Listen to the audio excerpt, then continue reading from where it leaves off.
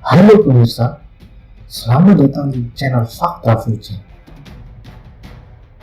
Pada video kali ini, kita akan membahas sosok yang sedang viral, yang baru-baru ini namanya kembali mencuat di media atas kasus yang terjadi di Green Lake, Tangerang. Sosok tersebut adalah John Kay. Tahukah kamu, John Kay merupakan sosok lama dalam dunia gelap tanah air, khususnya di Jakarta. Namanya begitu terkenal dikarenakan beberapa kasus yang melibatkan dirinya. Beberapa di antaranya disaring dengan cukup geger, yang mungkin akan membuat kalian geleng-geleng kepala. Berikut ini adalah cerita perjalanan seorang John Kay. John Rafra, atau yang biasa disebut John Kay, lahir pada tahun 1969. Merupakan sosok yang cukup ditakuti di kota. Berasal dari Pulau K, Maluku Tenggara, John Kay merantau ke ibu kota pada tahun 1990. Memulai karirnya menjadi debt collector melalui organisasi AMKE yang didirikannya. Perlahan John Kay membangun kekuatan dan koneksi dengan sejumlah pejabat dan bos di dunia malam. Berikut ini adalah beberapa kasus yang melibatkan John Kay. Yang pertama, perseteruan dengan Basri Sang Haji. Kasus pertama yang melibatkan John Kay terjadi pada Maret 2004. Pada saat itu, kelompok John Kay dan kelompok Basri Sang Haji mengalami bentrokan di diskotik Stadion Taman Sari, Jakarta Barat. Perseteruan ini bermula dari diserangnya John Kay oleh kelompok Basri, hingga membuat ketiga jari John Kay kaku dan tidak bisa digerakkan. 7 bulan kemudian, Basri Sang Haji tewas di Hotel Kebayoran Inn dengan luka tembak di bagian dada. Yang kedua, penganiayaan di Maluku. Kembali ke tanah kelahirannya di Maluku Tenggara, John Kay beserta adiknya Tito Rafra terlibat dalam kasus penganiayaan di desa Ohoijan.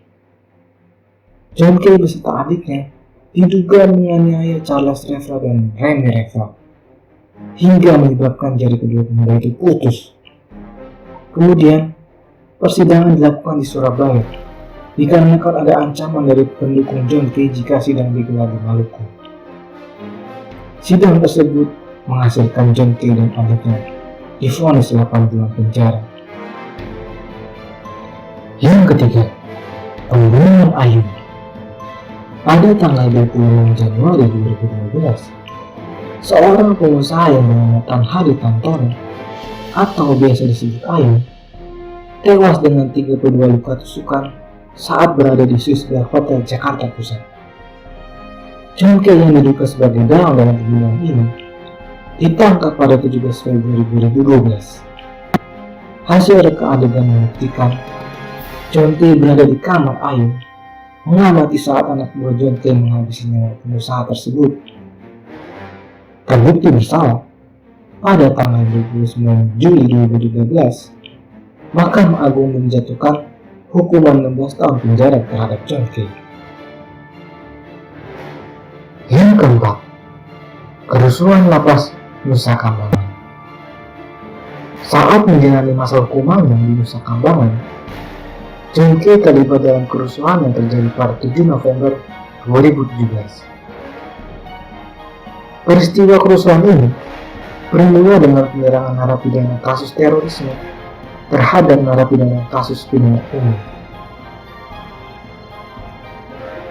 Penyerangan yang diduga sebagai aksi balas dendam ini dilakukan oleh 10 orang dengan menyerang sel John Kay yang melukai pelipis dan telapak tangan kiri hingga sobek. Kemudian, warga binaan kelompok John Kay melakukan penyelamatan terhadap pemimpinnya, yang mengakibatkan kelompok penyerang terpojok. Sebelum akhirnya petugas lapas mengunci sel-sel agar kerusuhan tidak berlanjut. Peristiwa kerusuhan ini mengakibatkan 1 orang tewas dan 3 orang lainnya luka-luka. Yang kedua, penyerangan terhadap Nuske. Setelah dinyatakan bebas bersyarat pada 26 Desember 2019, John Kay kembali ditangkap. Permasalahan kali ini dikarenakan ketidakpuasan John Kay atas hasil penjualan tanah bersama pamannya, Nuske. Karena hal ini, John Kay memerintahkan Justus Corwin dan anak buah John Kay untuk mencari dan membunuh Nuske. Mereka bergerak menyerang kawasan Kosambi, namun hanya menemui anak buah Nuske. Kemudian mendatangi rumah Nuske di Green Lake City, Tangerang. Namun Nuske tidak ada di rumah. Tak berhenti di situ, mereka juga melakukan keributan di perumahan tersebut, serta melepaskan 7 kali tembakan yang salah satunya mengenai ojek online di bagian jempol kaki kanannya. John Kay dan 29 anak buahnya ditetapkan sebagai tersangka kasus penyerangan, penganiayaan, dan pembunuhan berencana terhadap Nuske. Mereka dijerat Undang-Undang Darurat Nomor 12 Tahun 1951, Pasal 340 KUHP tentang pembunuhan berencana, Pasal 169 KUHP, Pasal 170 KUHP, dan Pasal 351 KUHP dengan ancaman hukuman mati. Jangan lupa untuk like dan komen video ini, subscribe channel ini, dan nyalakan lonceng pemberitahuannya. Nantikan fakta-fakta terflujek lainnya.